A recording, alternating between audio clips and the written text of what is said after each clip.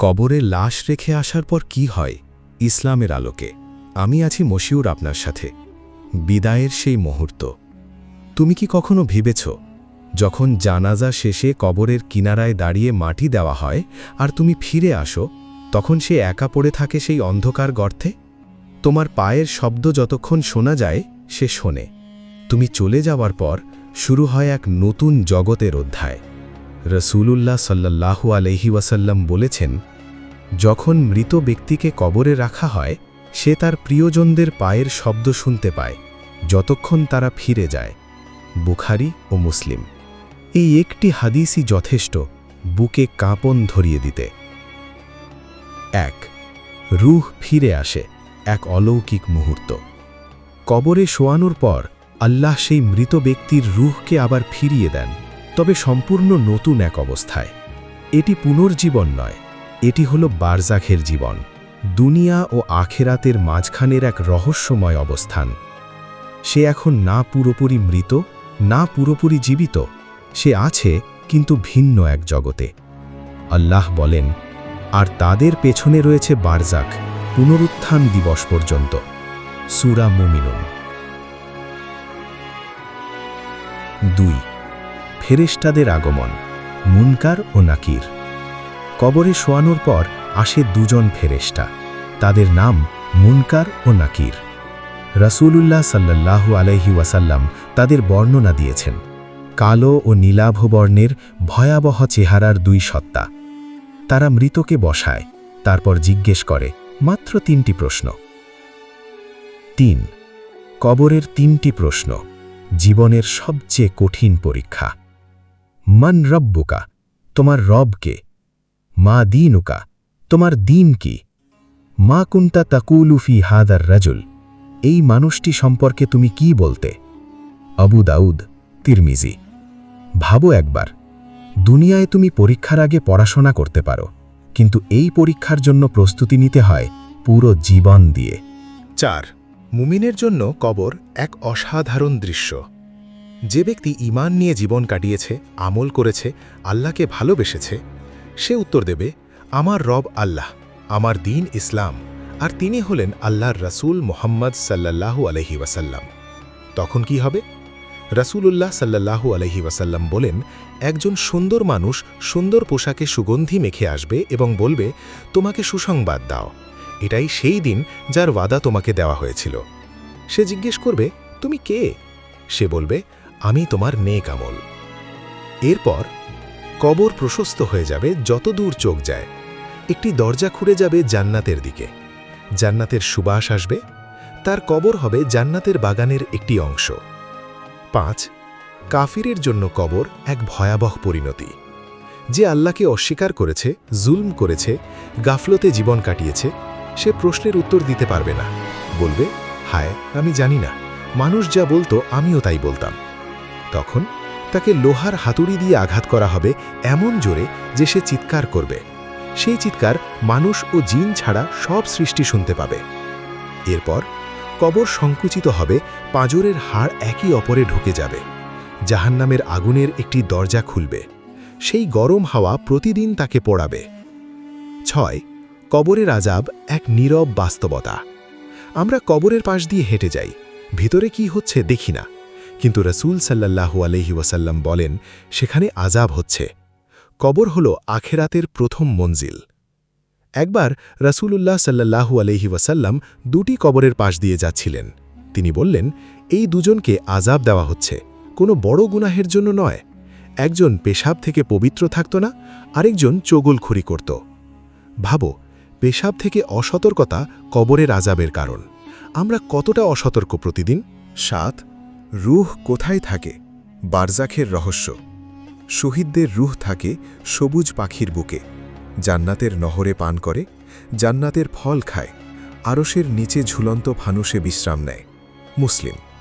সাধারণ মুমিনের রূহ ইল্লিয়িনে থাকে, কখনো কখনো কবরে ফিরে আসে। কাফিরের রূহ সিজ্জিনে বন্দী। ৮. মৃত কি পরিবারের কথা জানে? এটি এক গভীর প্রশ্ন যা প্রতিটি শোকার্ত মানুষের মনে জাগে।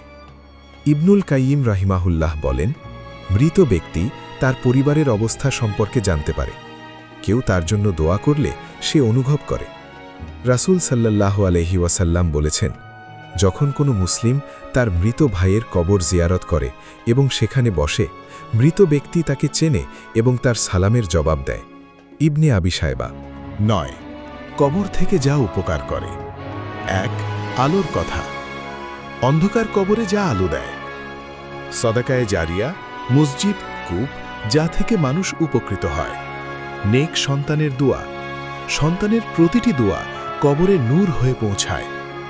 ইলম, যা মানুষ কাজে লাগায়। জীবিতদের দোয়া ও ইস্তেগফার। রাসূল সাল্লাল্লাহু আলাইহি ওয়াসাল্লাম বলেন, মানুষ মারা গেলে তার আমল বন্ধ হয়ে যায় 3টি ছাড়া: সদাকায়ে জারিয়া, উপকারী ইলম, নেক সন্তান যে তার জন্য দোয়া করে। মুসলিম। 10 সবচেয়ে হৃদয় বিদারক কথা। জানাজা থেকে ফেরার পথে তোমার ব্যবসা থাকে, পরিকল্পনা থাকে, হাসি থাকে, কিন্তু সেই শুয়ে আছে একা। না আলো আছে, না উষ্ণতা আছে, না কোনো প্রিয়জন আছে, শুধু আছে তার আমল। আর তুমি এখনো বেঁচে আছো, তোমার সামনে এখনো সুযোগ আছে। শেষ কথা, জীবিত থাকতেই প্রস্তুতি নাও। ইমাম গজ্জালী রাহিমাহুল্লাহ বলেন, যে মৃত্যুকে ভুলে থাকে সে জীবনের সবচেয়ে বড় সত্যকে ভুলে থাকে। প্রতিটি নামাজ পড়ো যেন এটাই শেষ। প্রতিটি সদাকা দাও যেন কাল নেই।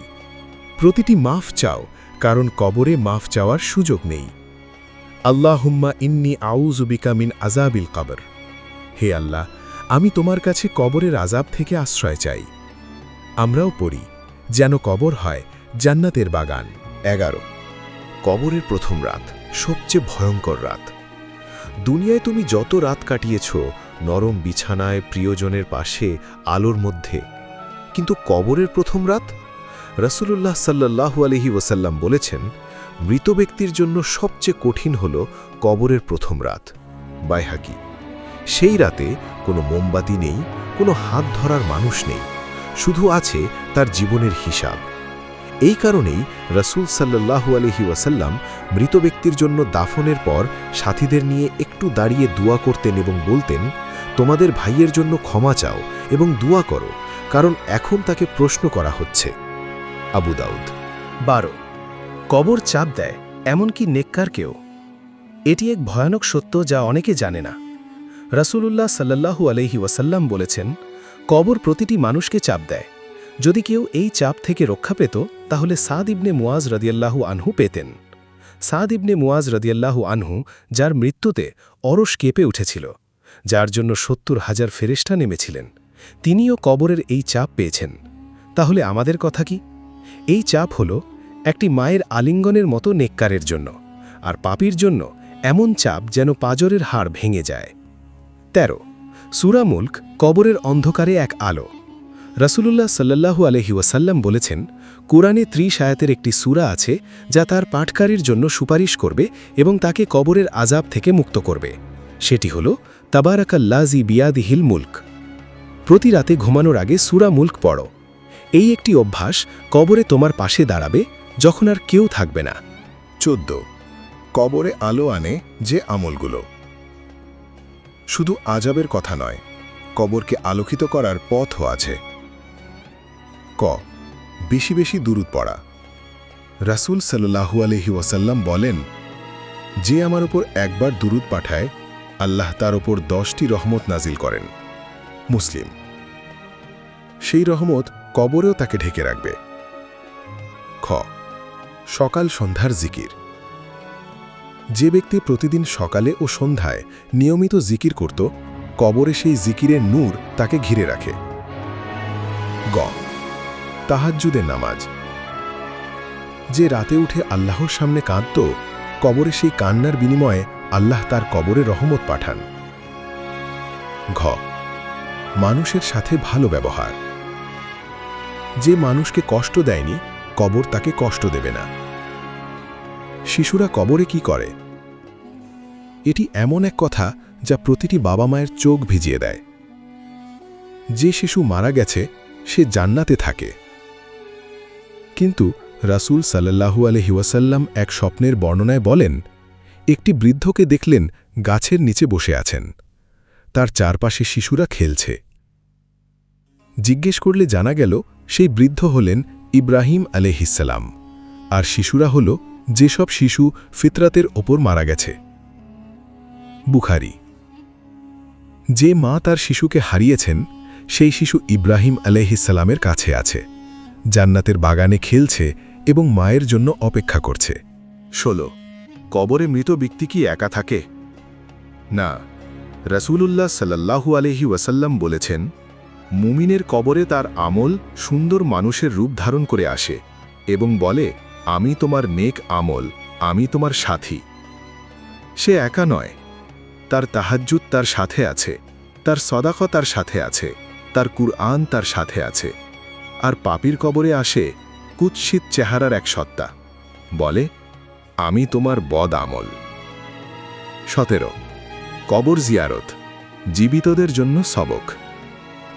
রাসূলুল্লাহ সাল্লাল্লাহু আলাইহি ওয়াসাল্লাম বলেছেন, কবর জিয়ারত করো, কারণ এটি তোমাকে মৃত্যুর কথা স্মরণ করিয়ে দেয়। যখন তুমি কবরস্থানে যাও, সেই নীরব কবরগুলোর দিকে তাকাও। এর নিচে কেউ শুয়ে আছে যে হয়তো একদিন হেসেছিল, স্বপ্ন দেখেছিল, ভালোবেসেছিল। আজ সে মাটির নিচে।